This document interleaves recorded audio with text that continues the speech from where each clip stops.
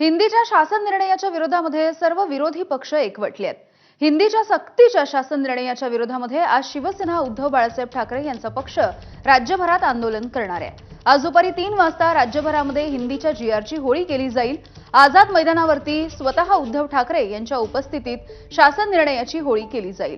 त्यांच्या या आंदोलनामध्ये काँग्रेससह अन्य विरोधी पक्ष सुद्धा सहभागी होणार आहेत। दरम्यान ठाकरेंच्या शिवसेनेकडून दादरच्या शिवसेना भवनाच्या परिसरामध्ये बॅनर सुद्धा लावण्यात आले।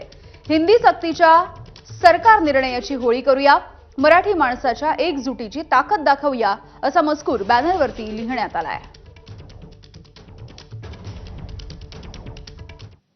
दरम्यान या आंदोलनाच्या आधी ठाकरे गटाचे खासदार संजय राऊत यांनी काय प्रतिक्रिया दिली आहे जाणून घेऊया। हा आंदोलनाचा आज पहिला टप्पा आहे। हिंदी सक्ती जी महाराष्ट्रात लादली जाते शालेय शिक्षणात, त्या आंदोलनाचा आजचा पहिला आणि महत्त्वाचा टप्पा आहे। आज आम्ही ज्या सरकारने जो अध्यादेश काढलेला आहे हिंदी सक्तीचा, त्याची होळी शिवसेना माननीय उद्धव बाळासाहेब ठाकरे यांच्या नेतृत्वात संपूर्ण महाराष्ट्रात जिल्हा आणि तालुका स्तरावर या अध्यादेशाची होळी करण्यात येणार आहे। आणि यात फक्त शिवसैनिकच सामील नाहीये, तर आम्ही त्या जिल्ह्यातली मराठी प्रेमी जनता, साहित्यिक, लेखक यांनाही आमंत्रित केलं। आम्ही देवेंद्र फडणवीस यांनी जो शासन निर्णय काढलेला आहे त्याची होळी करतोय, बरोबर आहे।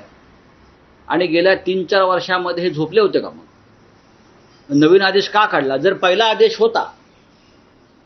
आदेश जर होता या संदर्भात, मग नवीन आदेश काढण्याची गरज नाही। मूर्ख आहेत का? यांच्या डोक्यावर परिणाम झालाय का?